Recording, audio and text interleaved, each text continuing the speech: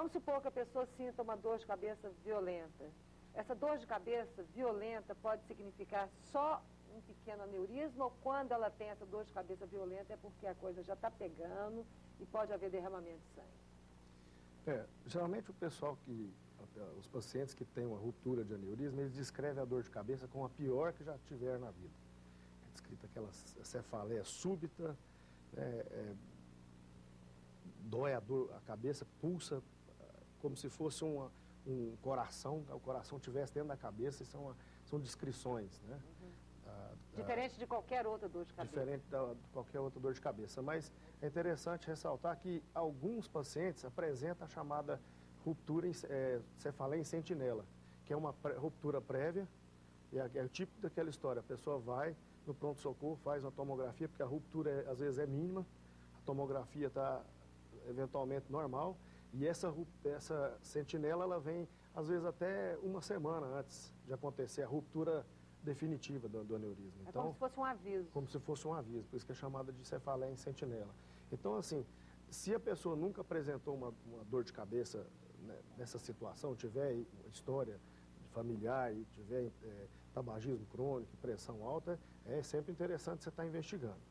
Quando você tem uma ruptura de aneurisma, a gente já detecta pela tomografia inicial a chamada hemorragia subaracnoideia, que é pelos espaços onde as artérias estão. Ali mostra uma demarcação do ponto de ruptura com aquele esparramamento de sangue, né?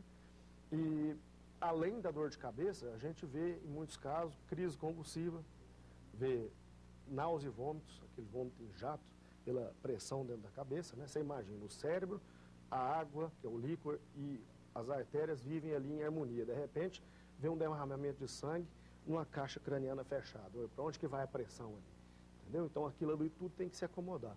E à medida que vai aumentando aquela pressão e o sangramento vai aumentando, a tendência é da pessoa cada vez mais diminuir o nível de consciência entrando em coma. Então, quando você tem uma suspeita de uma ruptura de aneurisma, é ir correndo para o hospital. Procurar manter o paciente tranquilo, sentado no carro de uma forma bem confortável, estar sempre atento se não vai ter vômito e ele aspirar aquele vômito, isso é importante. Deixar sempre uma boa oxigenação, né? Então, a mobilização o mais rápido possível para o hospital. E aí, o que você faz quando você chega no hospital? No hospital, a gente primeiro faz esse exame de admissão, né? No protocolo, a tomografia. E tudo tem que ser rápido. Tem que ser rápido, é corrida contra o tempo. Porque quando tem um derramamento de sangue, você tem que ocluir o aneurisma, quando se trata realmente do aneurisma, o mais rápido possível, porque o ressangramento pode ser fatal. Ele chega a matar em 90% dos casos.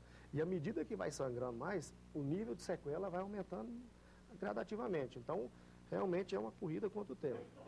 Chega no hospital, faz a tomografia, constatou a hemorragia subaracnoideia, aí o próximo exame seria a angiografia digital, que é o padrão ouro. Isso dura quanto tempo, hein, esse exame de tomografia e essa angiografia? De uma para outra? Quanto tempo dura esse procedimento aí? Mais de uma hora, né? Não, na verdade, assim, cada procedimento, a tomografia hoje em dia, 2, 3 minutos ela é feita. E a angiografia é um procedimento geralmente de 20, 30 minutos. Tem que ser rápido, né? Tem que ser rápido. Quanto mais rápido, melhor. Né? E aí, continua. Depois que você fez a angiografia, em alguns lugares que não tem angiografia, a gente opta pela angiorressonância. Mas não é o ideal é a angiografia. Você estuda os vasos por dentro, jogando um contraste, ali você vai ver, primeiro, se realmente tem um aneurisma, segundo, o tamanho real dele, para poder planejar estrategicamente o que vai fazer, terceiro, o ambiente perianeurismático, ou seja, quantas artérias estão saindo ali de perto, a localização, então, enfim, aquilo é importante para você traçar a estratégia cirúrgica ou endovascular.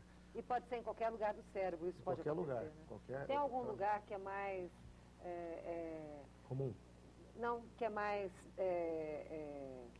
como é que eu digo a palavra? Gente, fugiu frequente? Totalmente. Não é questão de ser frequente. Tem um lugar que é mais perigoso. A palavra não era essa, mas que é mais perigoso. Acho que na parte intracraniana como um todo, onde tiver um aneurisma e, logicamente, onde tem uma pressão maior das artérias, né? Nas artérias maiores. Se tiver um aneurisma pequeno, se ele romper, ele não rompe, ele explode por causa da pressão ali. Quanto mais distal, menor a pressão arterial ali. Mas o risco, ele é para dentro da caixa craniana praticamente dividido para todos os casos. Né? O que faz uma pessoa ter sequela? O que faz?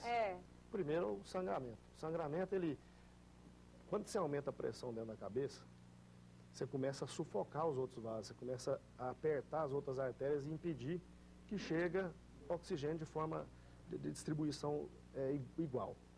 Quando o tempo vai passando, esse sangue ele vai se degradando e os metabólitos da degradação dele causam uma reação chamada vasoespasmo cerebral, que também faz com que as artérias eventualmente vão ocluindo por causa dessa reação inflamatória, entendeu? Então, o sangue vai degradando, causa uma reação inflamatória e essa reação faz com que os vasos vão fechando. Então, é chamado de um acidente vascular isquêmico secundário a um acidente vascular hemorrágico, pela ruptura do aneurisma.